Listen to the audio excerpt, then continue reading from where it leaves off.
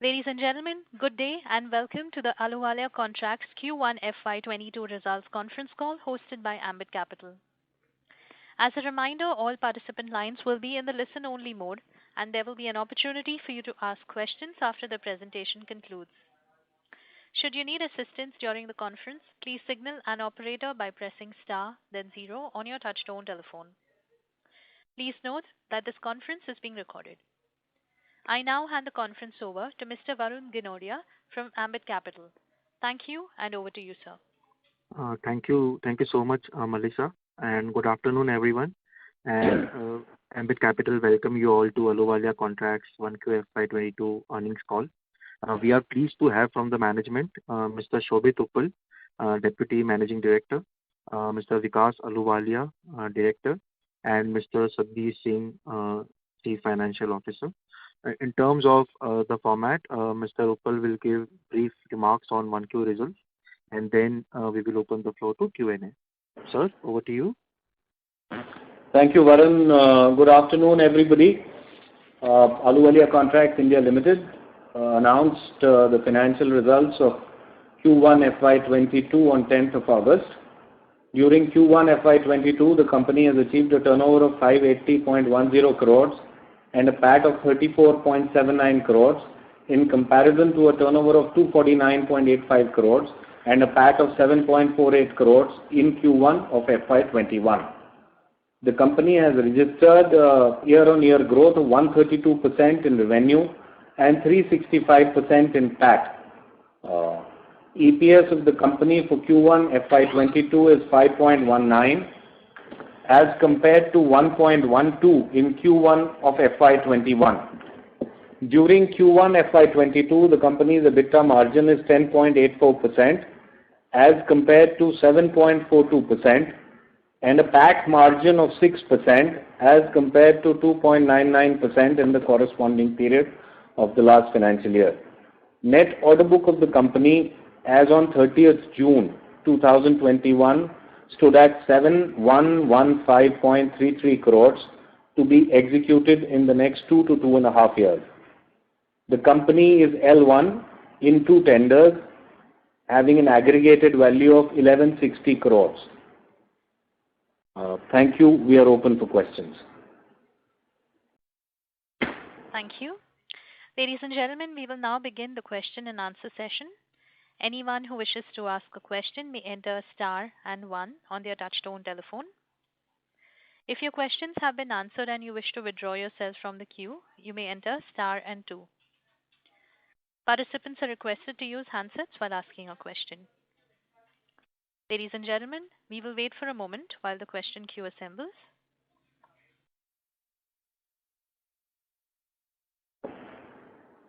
To ask a question, you may enter star and 1.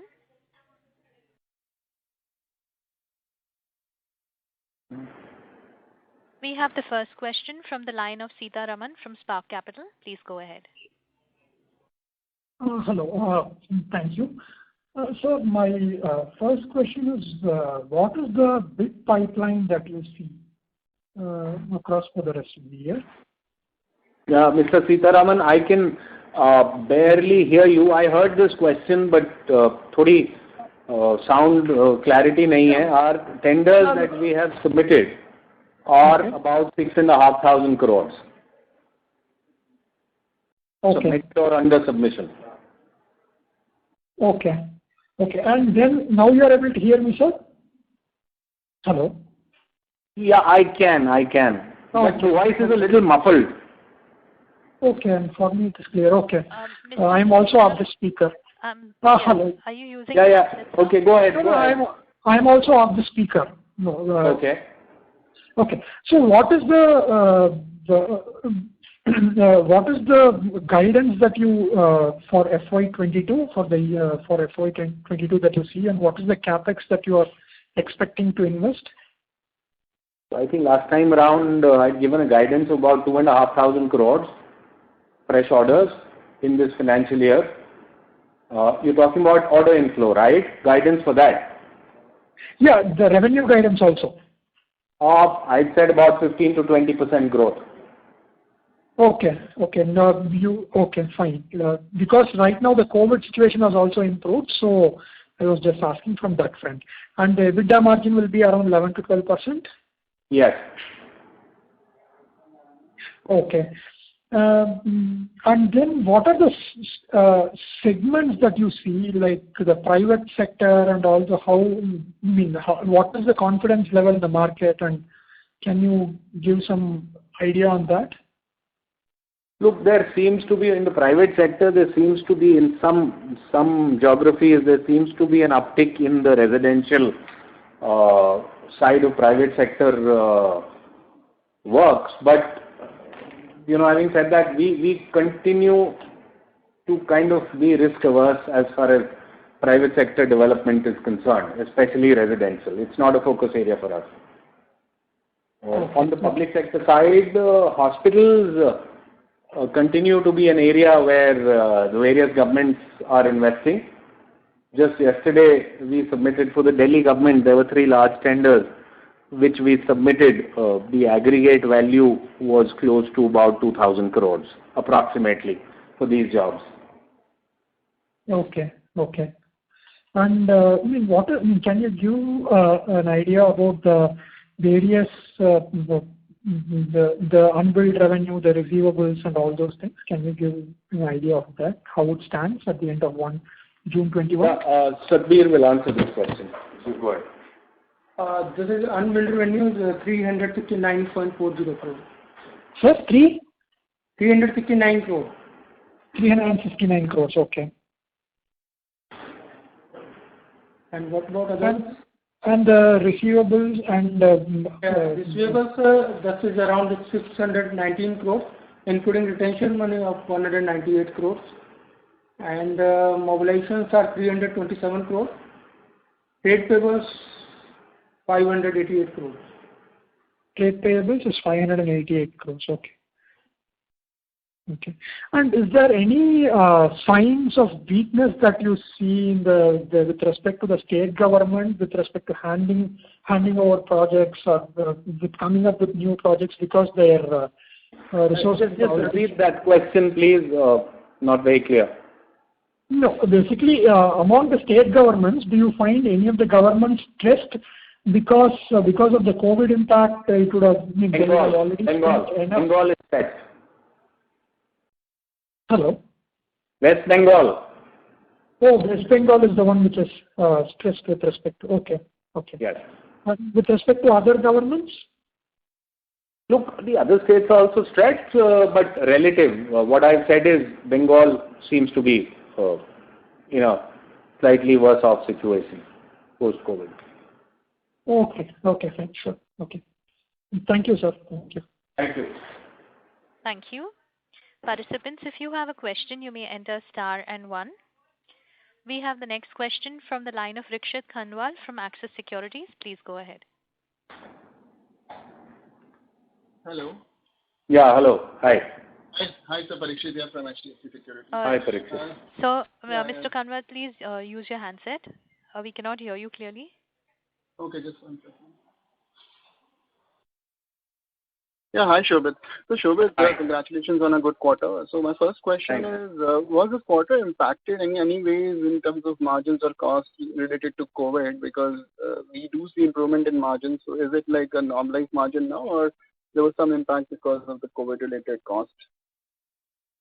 It's a loaded question. But yeah, there was an impact. I can't deny that. April and part of May, the second wave was there. So the impact obviously was there. But notwithstanding that, we have been able to achieve good results. Because on the ground, the projects didn't really stop. But yeah, the impact was there. Okay. Because the top line has also been quite good. I was expecting better than expectation. So what could have been the miss in revenues because of COVID in this quarter? So ballpark, what could potentially be the loss in revenues you could not book because of COVID-related issues? It's very difficult to give you a figure, but I can say if COVID wouldn't have been there, we've been impacted by about 10%. About 60-70 crores worth of revenues. Yeah. Yeah. Okay.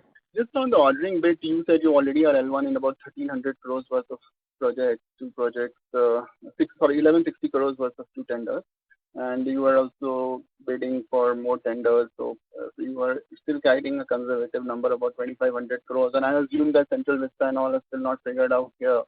So if you bid for that, so do you think that this number is quite conservative? Look, there's a reason for that. The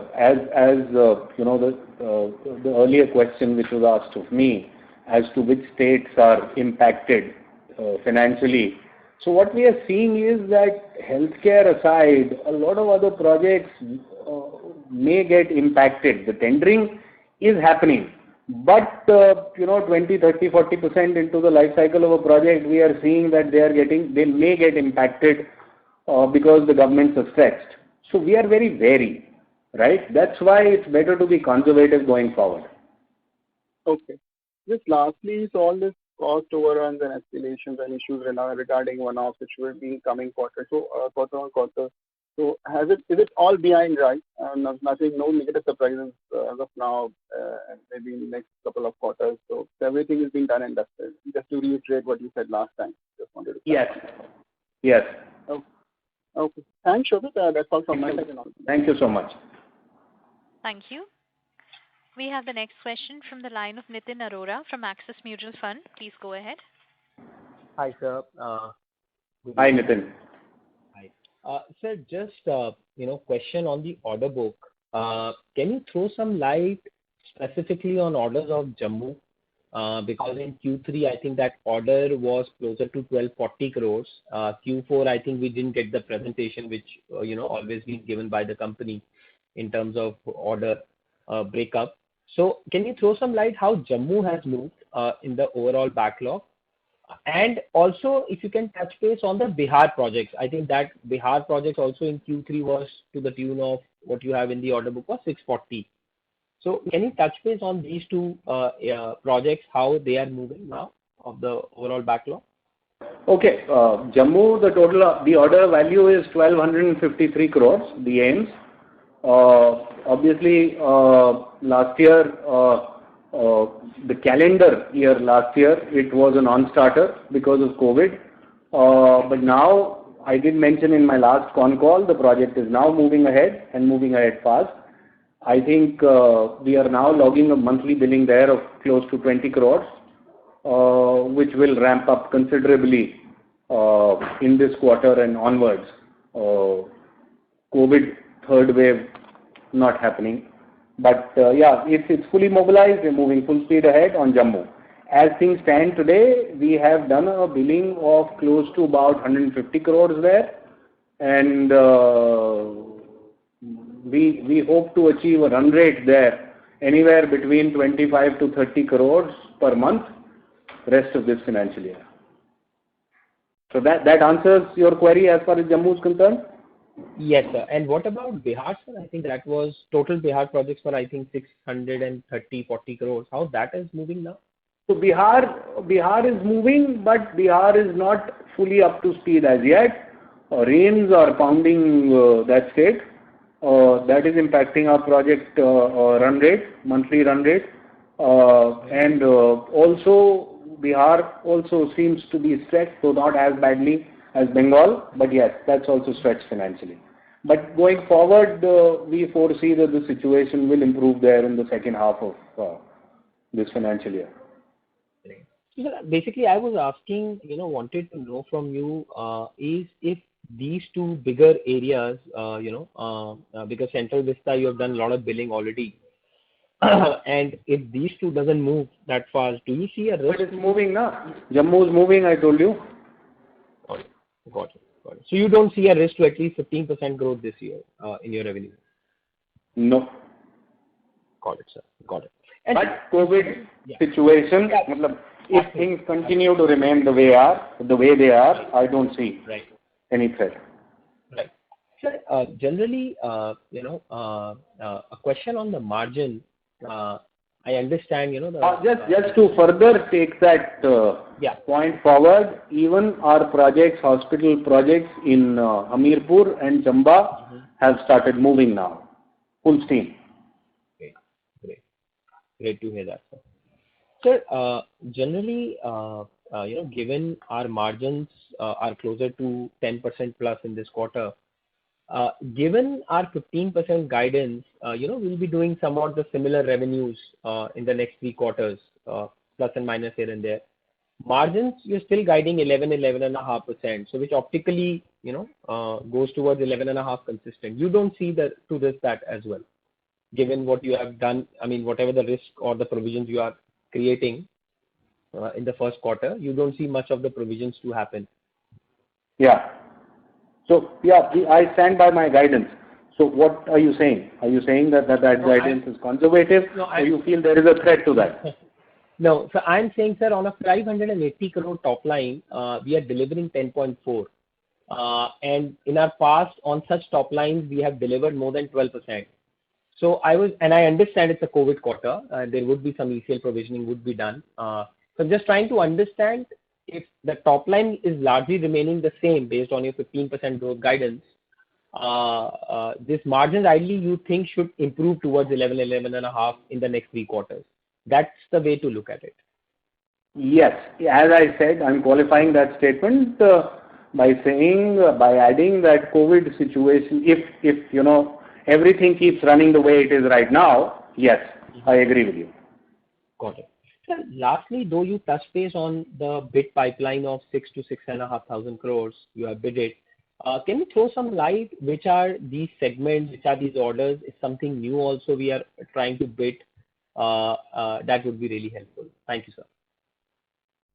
So as I said, 50 to 60% of this order pipeline is hospitals. Then some of this is about 20% is commercial, and rest is institutional. Got it. Thank you so much, sir. I'll come back in the queue. Thank you. Thank you. Thank you. Before we move to the next question, we request participants to use their handsets while asking a question. We have the next question from the line of Ashish Shah from Centrum Broking. Please go ahead. So question is on the interest cost for the quarter. So we are seeing a quarter-on-quarter reduction in the interest. To note of why it would have come off sharply on a quarter-on-quarter basis. As we mentioned in our last call, the interest costs were primarily there on account of mobilization advances. We have paid off some portion. Yeah, Satbir will give you the details. Hello. Hello? Yes. Can you hear us? Yeah, Satbir. Yes. Mobilization advance interest is 6.34 crore out of 11.47 crore. And also due to lease liability, that's interest cost that is accounted for 1.09 crore. His question is it has come down. So yeah, that's come down because of recovery of the advance. We paid off a substantial portion. Because of the unwinding of the mobilization. Okay. Yeah. Sure. Secondly, sir, do our numbers include any provisions for any of the past legacy issues, or this is the normal level of expenditure? Normal now. That's normal age-wise provisions has been made. Sorry, I couldn't hear you. That's due to age-wise, basically due to break up more than 1 year, more than 2 years, more than 3 years. According to that percentage-wise provisioning has been made. Right, but there is nothing pertaining to the legacy. No, there is no any specific event. Got it. So lastly, what would be the cash balance as of June?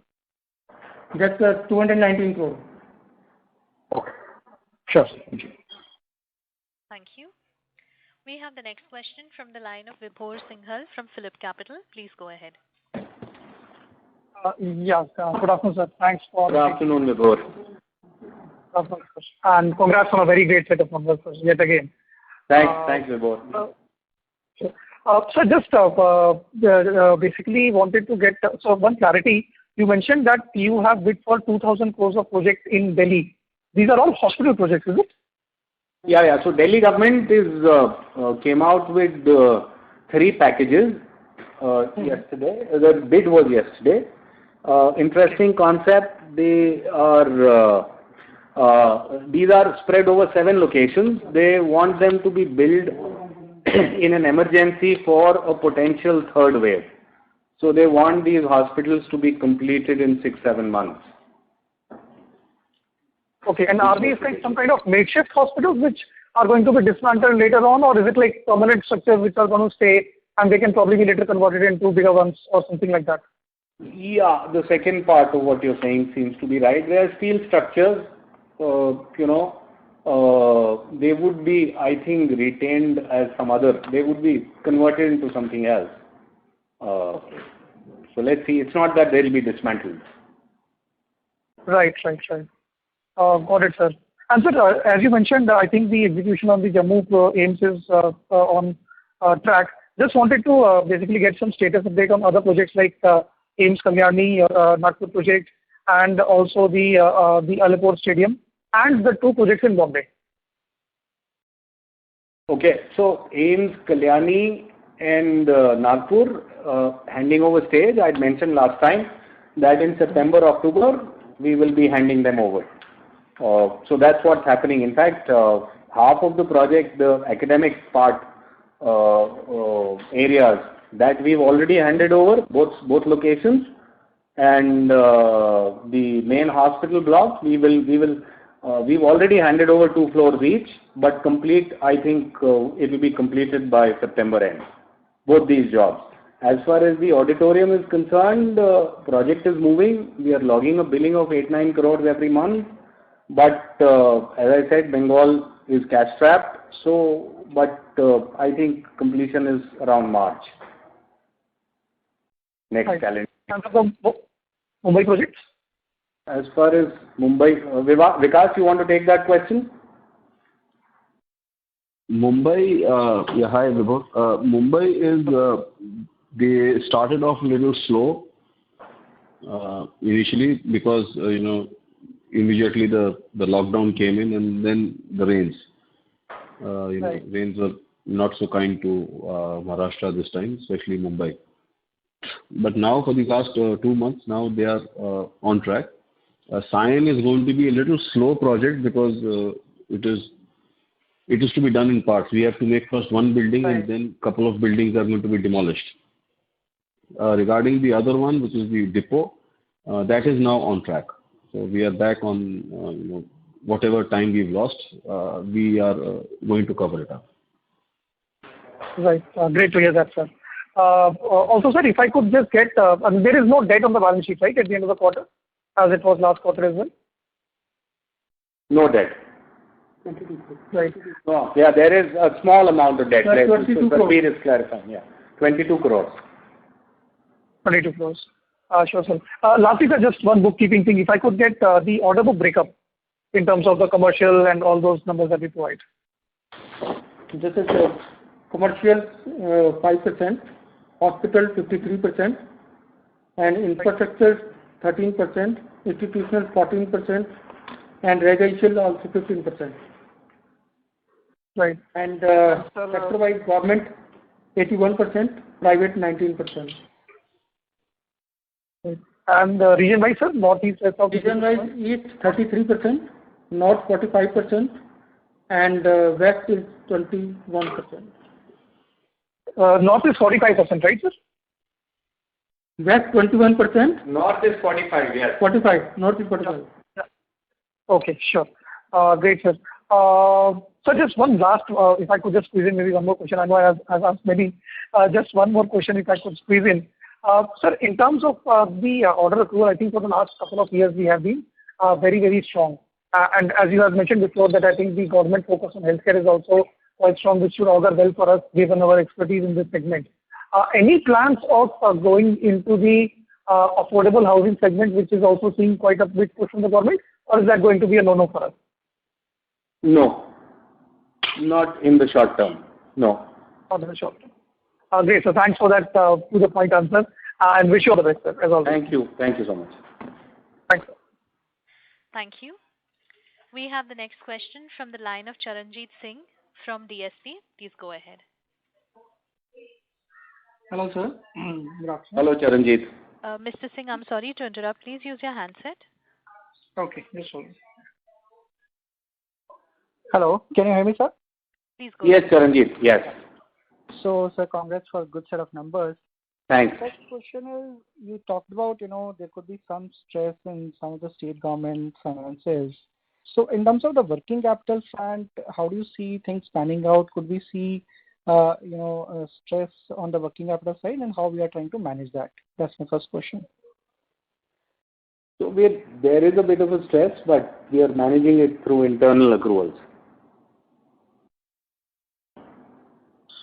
In terms of the number of days, you see, how much it could inch up, and especially, generally we had followed that policy that you tend to see the payments and then deliver on the work.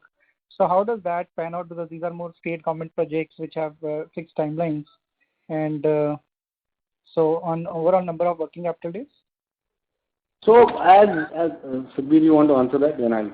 That's working capital days has been. Further. That working capital has increased to 107 days if we compare to the last quarter. That's 97 days, and but there is slightly improvement in debtors days, but definitely due to increase in the unbilled revenue, that has increased because of the certification that is taking place in another 1 or 2 months. That's why there is, and due to GST, we are taking that in unbilled revenue. Otherwise, that is was part of the revenue in earlier quarter. So that's why, but there is not a major increase in working capital days. Still, that gap has been filled by our out of our internal accruals, and there is not any major increase in debt also. So that's it. So, as you yourself said, like Bengal, we see the state checks. So we have 2 projects directly with the state government. So we are monitoring the cash flow situation and executing works on the ground based on whatever the indications from state PWD. But these projects, I am confident that we'll be able to finish both these projects before the end of this year, financial year that is, because these are very visible projects and close to the powers that be. Okay, sir. So the other question is on the margin front. While I understand this is a COVID impacted year, we had been, doing certain provisioning in the past couple of quarters. So we had seen a peak margin of more than 13%. And if you have to, just understand from a maybe a 2 years trajectory perspective for Ahluwalia Contracts, how do you see this margin trending upwards or remaining at 11.5%, 12%? If you can just give some color on that based on the order backlog which you have. Yeah. As I mentioned last time, in about 2 years' time, 2 to 3 years' time, I expect us to be back at the peak margins that we had achieved around 2010. As far as this year is concerned, I foresee headwinds continuing to be there, the impact of COVID continuing to be there, and then cash flow issues. So that's why we have given a guideline of about 11 to 12% as far as this year is concerned. Okay, sir. And just a last question from my side is on the competition front. So, we see a lot of road contractors talking about entering into the building space and expanding their own, segment portfolio. So how do you see that in different, government projects? In the short term, I'm repeating myself. I said this last time around also, the competitive intensity is increasing. That's why our order guideline is conservative for this year, because we don't want to be too aggressive. Okay, sir. And just on the hospital side, but still, the competition tends to be lesser. Is that a right understanding? No, but it's increasing there also. Okay, sir. Okay. Fine. Thanks, Shobhitji, for taking my questions. Thank you, Charanjit. Thank you. Thank you. Before we move to the next question, we would like to remind participants to ask a question. You may enter star and 1. We have the next question from the line of Vasudev from Edelweiss. Please go ahead. Hello, am I audible, sir? Yes, Vasudev, you are. Hi. Yeah, hi. So thank you for the opportunity. If you could help us with the capex that we did in Q1 and what is the amount that we plan to spend for the rest of the year? Okay, can you repeat the Q1 question? capex. Q1 capex. Q1 capex is 7 crores. 7 crores. And what do we plan for the remaining part of the year? It will be more or less the same every quarter. So it will be around 30 crores for the financial total year. Okay. Thank you, sir. And one last thing, if you can tell me the inventory balance that we have as on 30 June. This is 41 crore. 41 crores. Okay, and our gross debt, just to confirm, it's 22 crores, right? Yes. Okay, yeah, that's it from my side. Thank you and all the best. Thank you. Thank you. Participants, if you have a question, you may enter star and 1. We have the next question from the line of Parth Naveen Bhavsar from Dolat Capital Markets. Please go ahead. Yeah, hi sir. Thank you for the Hi, opportunity Naveen. and congratulations for a really good set of numbers. So just wanted to know that the L1 that you said that you've been awarded L1 of around 1160 crores. So if you could help me with the breakup, like in terms of location and value, and when do you expect to get the LOA? One is in Calcutta, Rajarhat. This is 250 crores. It's a government tender, residential, for HIDCO. That the award should be happening in the last week of this month. The other is for BCD, Bihar Construction Department. It's a large animal husbandry and veterinary university for 890 crores. That should also be awarded in this month. Okay, perfect. Thank you. That's it from my side. Thank you. Thank you. Participants, if you have a question, you may enter star and 1.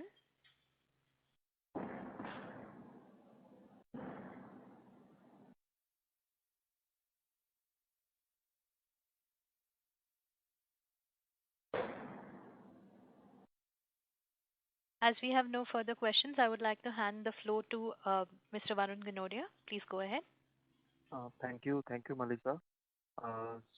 Thank you so much, sir, for answering all the questions patiently. And I'll hand over the call back to you for any closing comments. Thank you, Varun. Thank you, everybody who joined in, and look forward to interacting with all of you again in a few months' time. Thank you so much. Bye. Thank you, members of the management and Mr. Ginodia. Ladies and gentlemen, Thank you. Thank you. Thank you. Ladies and gentlemen, on behalf of Ambit Capital, that concludes this conference. Thank you for joining us, and you may now disconnect your lines. Thank you. Thank you.